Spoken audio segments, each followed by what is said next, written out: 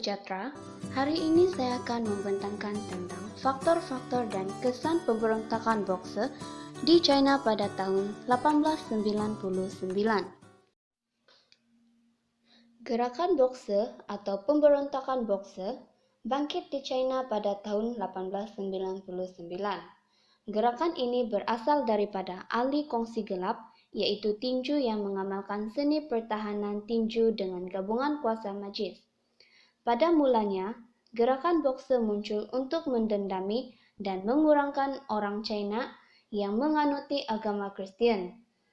Tetapi, selepas itu, pemberontakan Boxer berleluasa karena beberapa faktor seperti bencana alam, sentimen orang asing, sentimen anti-Kristen, kegawatan ekonomi, dan isu keuangan. Faktor-faktor ini menyebabkan gerakan Boxer pesat bangkit di China pada abad ke-19 untuk menegakkan keadilan dan keamanan setaraf dengan cogan kata persatuan itu. Faktor yang pertama ialah bencana alam yang melanda negara China. Masyarakat China merupakan masyarakat yang memberi keutamaan kepada bidang pertanian, sehingga golongan petani dianggap kelas teratas berbanding golongan pedagang walaupun mereka berlayar dan kaya. Hal ini karena negara China beranggapan yang mereka merupakan Middle Kingdom, di mana mereka sangat dilengkapi dan tidak memerlukan bantuan kuasa asing.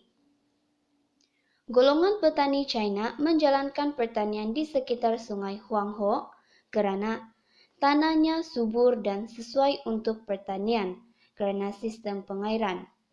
Tetapi, apabila bencana seperti banjir dan kemarau melanda, ini menyebabkan kerosakan dan kebuluran. Pada musim hujan, berlaku banjir dan tanaman dibanjiri dan musnah. Manakala pada musim kemarau, mereka tiada air dan berlaku kebuluran karena tiada sumber pertanian.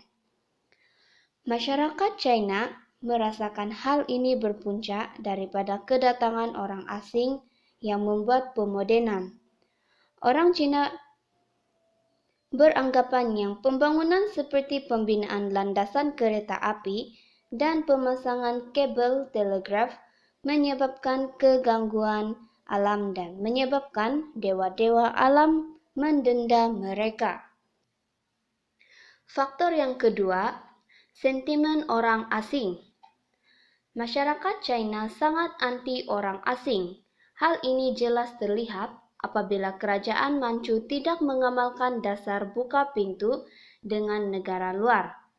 Rakyat China, golongan istana dan golongan sastrawan sangat tidak menyukai kedatangan orang asing karena merasakan kedudukan mereka tergugat, malah tidak menyukai pemodenan barat karena ingin mengekalkan tradisi yang diwarisi sejak turun-temurun.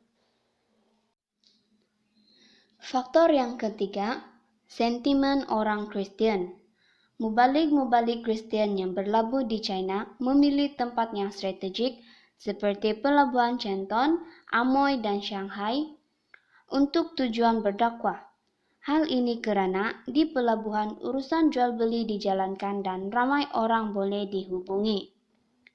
Hal ini menakutkan golongan konservatif karena amalan Kristen bertentangan dengan ajaran tradisi mereka. Sikap orang China sendiri yang menganut agama Kristen juga menyebabkan pemberontakan Boxer. Sikap mereka yang sombong, tidak membiayai duit perayaan, tidak menghormati tradisi nenek moyang, dan pandangan hina mereka terhadap orang China menyebabkan pemberontakan Boxer. Faktor yang keempat, kegawatan ekonomi. Pedagang asing telah menguasai industri tekstil dan industri pertukangan tempatan karena barangan dan dari negara mereka sangat murah, berkualiti, dan modern. Ini menyebabkan orang tempatan kehilangan mata pencarian, pengangguran, dan tiada peluang pekerjaan. Dan yang seterusnya, masalah keuangan.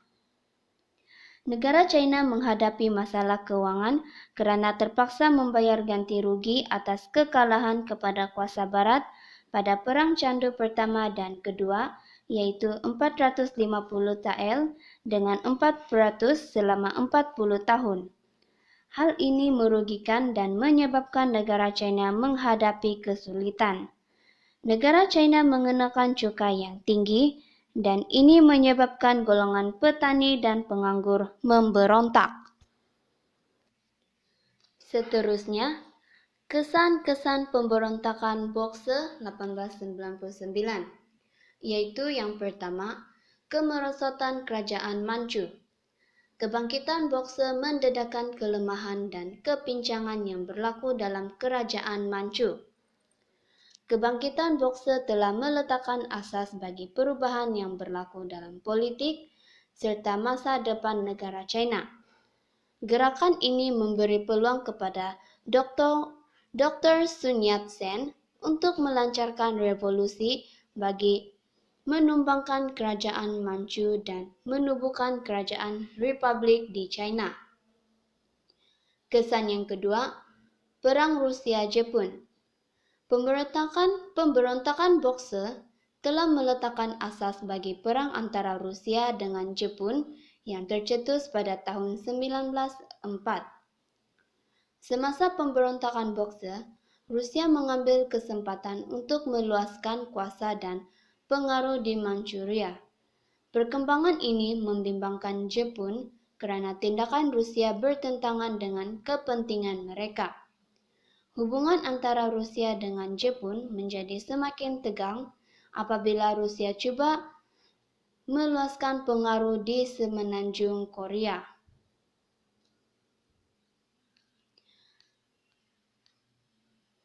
Faktor yang seterusnya, masalah keuangan kerajaan Manchu. Kerajaan China terpaksa membayar ganti rugi kepada kuasa barat. Tindakan kuasa barat mengenakan bayaran ganti rugi sebanyak 450 juta tael dalam tempoh 40 tahun dengan kadar faedah sebanyak 4% telah membebankan kerajaan China. Kesulitan yang dihadapi oleh China untuk membayar ganti rugi menyebabkan Rusia menduduki Manchuria sehingga bayaran ganti rugi diselesaikan. Seterusnya, muncul gerakan pembaharuan. Pemberontakan Boxer telah memberi kesedaran kepada kerajaan Manchu tentang kepentingan memperkenalkan gerakan pembaharuan. Golongan cerdik pandai mendesak kerajaan Manchu melaksanakan pembaharuan yang menyeluruh seperti yang dianjurkan oleh Kang Youwei.